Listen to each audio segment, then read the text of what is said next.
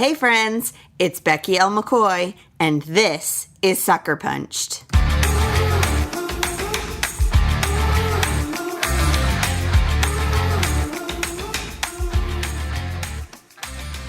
Welcome to the disappointment series of Sucker Punched. Maybe you're thinking, like, this is weird. She kind of sounds kind of excited to be talking about disappointment. Like, yep, I am. But I'm really excited because this new format of focusing on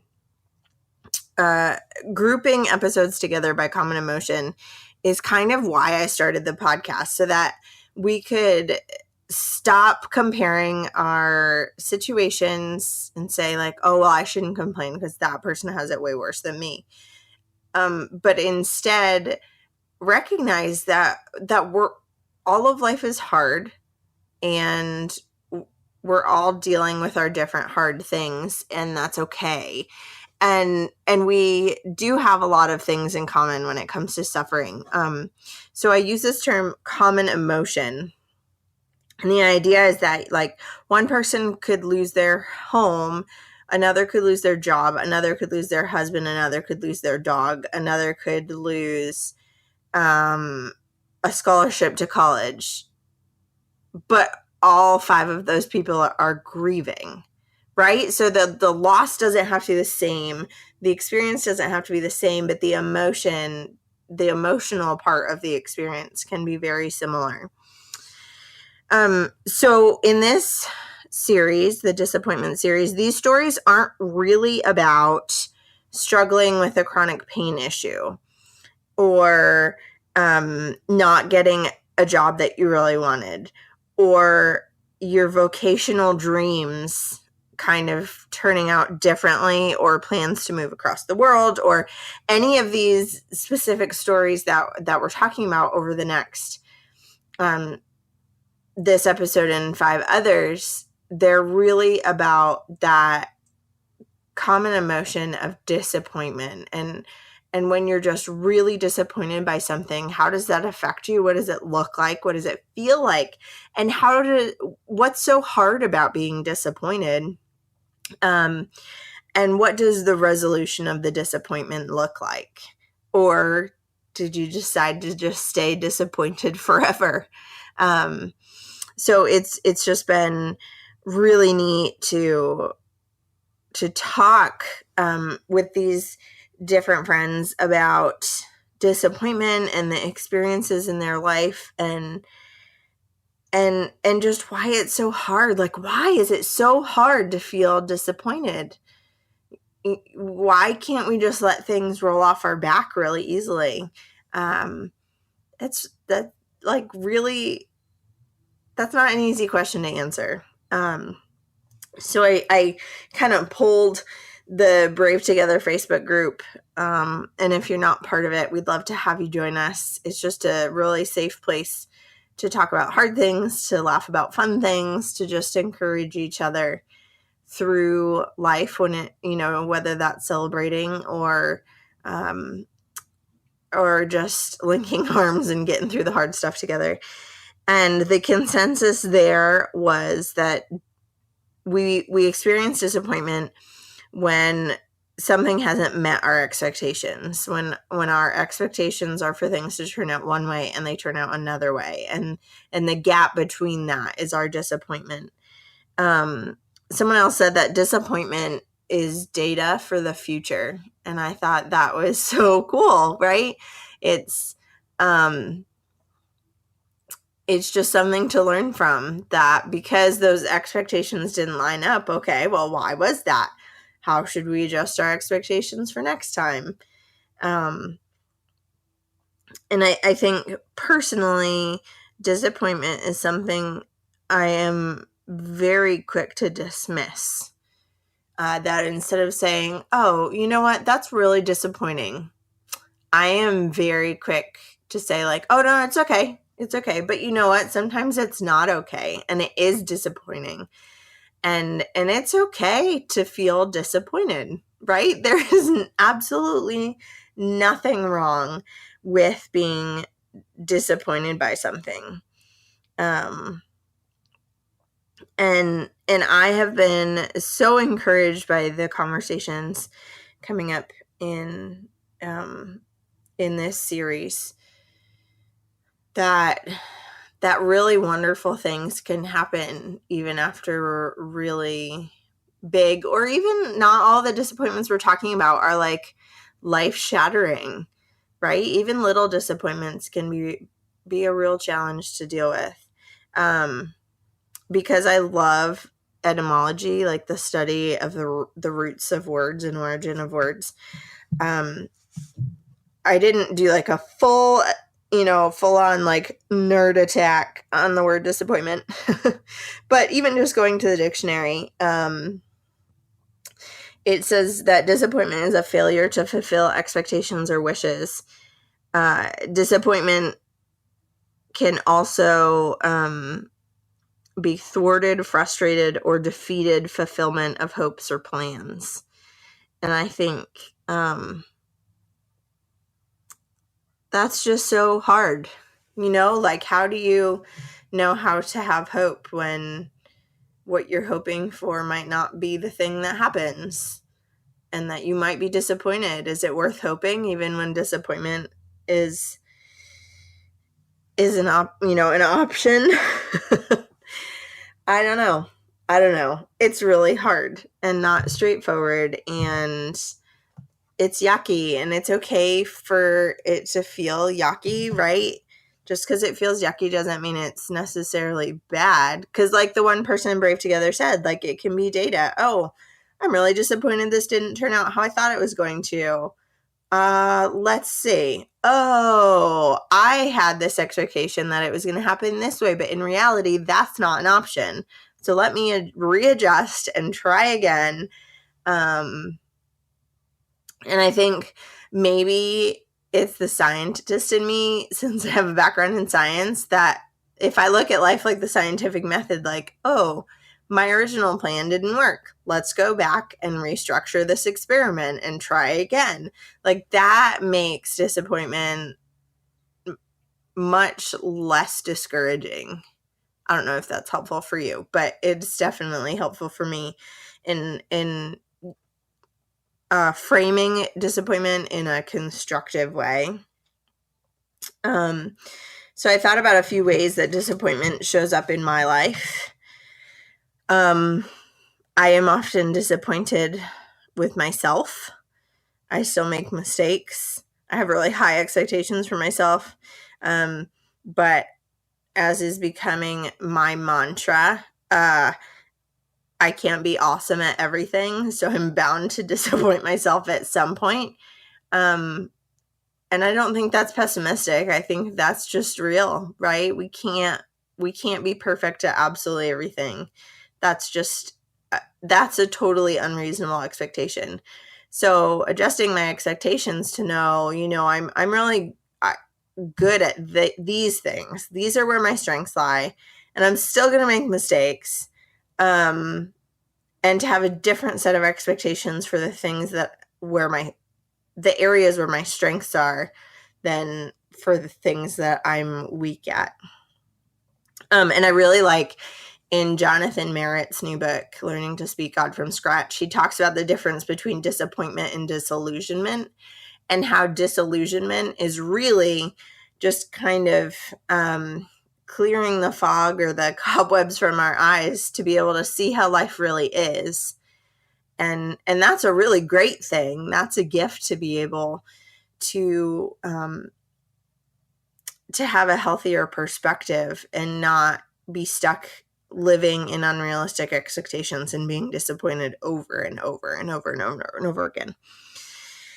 And like the definition of insanity being doing the same thing over and over again and expecting different results. That's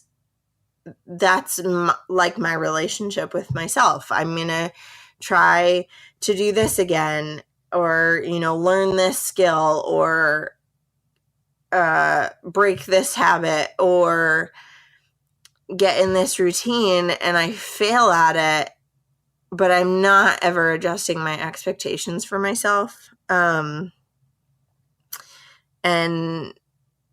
And I think when you're unwilling to adjust your expectations, that's when disappointment kind of moves into resentment and anger, and you let all the disappointments all pile up, and you start to feel like maybe you're just a disappointment in general.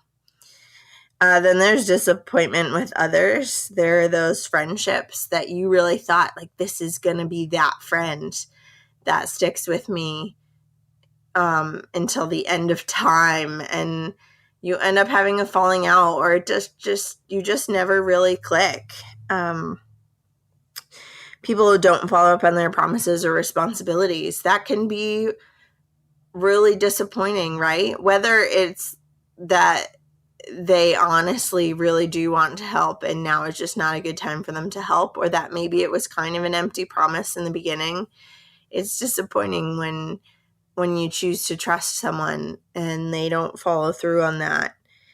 And then I think another way that sometimes we get disappointed with other people is we have this image of like this vision of who they are, when in reality they're someone different.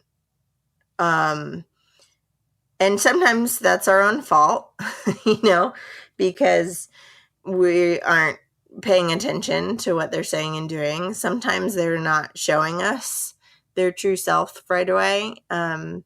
But either way, if the difference is negative, that's really disappointing, to be let down or realize that someone isn't who you thought they were. And the last one, and this is one that we're tackling a lot in this series, is disappointment with God. A lot of people have grown up in church thinking that it is sinful to be disappointed with God. And I hope that by the end of these episodes, you will realize that that is not the case at all. That if God could not handle our disappointment, then he wouldn't be a very powerful God, right? I don't want to follow someone whose skin is that thin, or who doesn't value my honesty and authenticity and vulnerability. And so some of those disappointments include waiting for fulfilled promises. Both, but sometimes I think it's disappointing that like we're not all in heaven yet, but also like the promises that maybe God has promised you something here and it just hasn't worked out yet, or you felt like God was leading you down a certain path and it's just not panning out the way you thought it would. We get disappointed with God when he doesn't do the things we want him to do, when he never really promises to like give us everything we want, but he will always give us everything we need. And I know that I am prone to forget that. And when I start thinking that I need all the things that I want, that leads to disappointment real fast, right? Yeah, I mean, like looking at my own life, I didn't get married and say wedding vows till death do us part to live that out less than 7 years later, right? You don't get married to be widowed or to be divorced. You don't, both times I've birthed children, a really significant person in my life has passed away. I've struggled with PTSD and anxiety and depression, and like every day waking up like, okay, maybe my brain will function correctly today. Like maybe today is the day. And so far that day hasn't really happened, right? And that's disappointing because I want my brain to be healed now. But God just has such a different perspective on what our needs are. And if you're wrestling through disappointment with God, like you're not alone.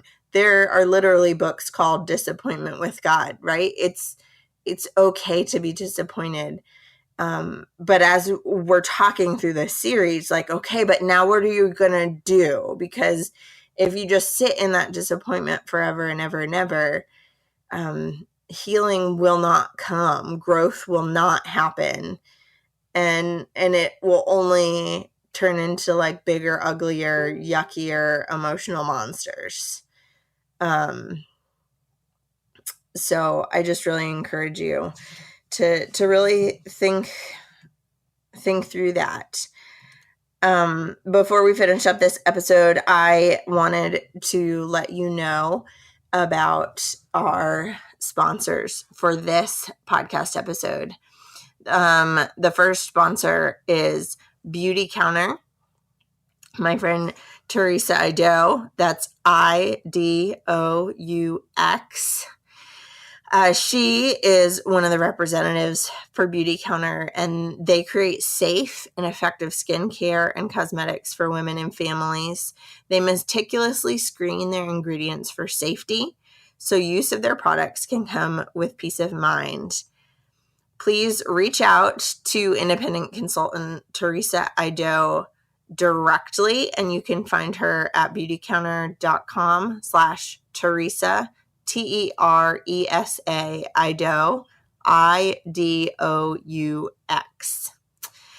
This episode is also brought to you by Resonate Recordings. They are responsible for the editing and mastering and making this podcast sound great. So if you have a podcast or you're interested in starting a podcast, definitely check them out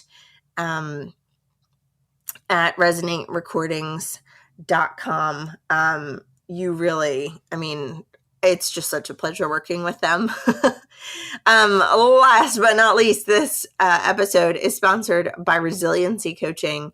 It is where you and me and a few of our other new best friends are getting together, and we are just intentionally figuring out who we are, what our passions are, what our priorities are, and how all of those things, along with our strengths and our dreams, fit together and what they actually look like in our life. Because sometimes that's just really hard. You feel like you're just kind of trudging along, and you've kind of lost maybe a sense of purpose or excitement, or you just feel so stressed out, and you know that there's got to be a better way to live. Or maybe you've lived through hard things and you know that next time a hard thing comes along, you want to deal with it differently. You are welcome to come join us. You can find out more information about resiliency coaching at beckylmccoy.com/coaching. I also wanted to point you back towards a previous episode of Sucker Punched. It was called Big Brave and Little Brave, and I think that the same concept applies here. You know, we've talked before about, and I go into it deeper in that episode, but there are different kinds of brave, right? There are like the big, crazy, scary, brave things, but then there are also like little brave choices that you have to make all along the way. And it's exactly the same with disappointment. There are little disappointments in life, and there are big disappointments in life, and it's okay, right? Like, we can stop like trying to compare everything. I was telling someone the other day about how I think I even compare in my own mind, like, oh, you shouldn't be so disappointed by this because you've had much worse disappointments in your life, and this just shouldn't be a big deal at all. So if you're interested in learning more about that idea of like there being big things to be brave about, but you have to be brave in all the little things, you can go ahead and check out episode 18 of Sucker Punched. It's called Big Brave and Little Brave. And And I think it'll be really encouraging to you in just realizing that it's okay and you can do it, and you don't have to be awesome at everything all the time, right? Yeah. So, I want to encourage you not to let all the disappointments pile up. Don't brush them off and say it's okay when it's not okay, because then everything is going to feel like one giant disappointment, even though it's not. And I also encourage you to kind of meditate on the idea that disappointments can be a positive thing. That disappointment is just the gap between your expectations and reality, and it helps you to learn if there was something messed up about your expectations. Well, what can you adjust for next time?